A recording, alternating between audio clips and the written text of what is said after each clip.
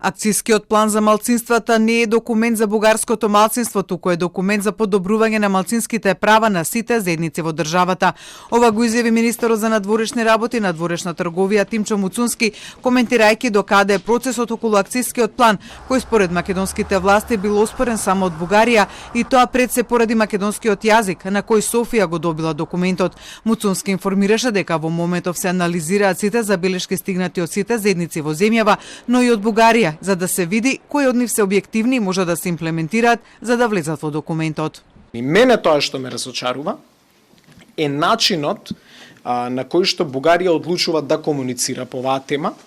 Фактот дека голем дел од забелешките кои што доаѓаат од нив не се забелешки дадени во добра верба и не се забелешки кои што ја имаат во основата објективната состојба или објективната слика за состојбите поврзани со малцинските права во рамките на нашата држава. Има една тенденциозност во настапот на Бугарија. За тоа дали сите забелешки на Бугарија би биле прифатени, доколку таа покаже дека македонскиот јазик, еден од двата јазици на кој е подготвен документот, не е спорен, како што изјави премиерот Христијан Мицкоски пред една недела, Муцунски вели дека само применливи забелешки можат да влизат во документот.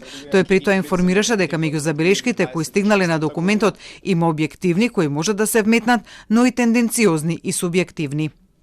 Мораме да разграничиме помеѓу тоа што можеме да го примениме и тоа што не можеме да го примениме, бидејќи утре ќе го објавиме овој документ. И замислете, во него има нешто кое што оваа држава не може да го примени.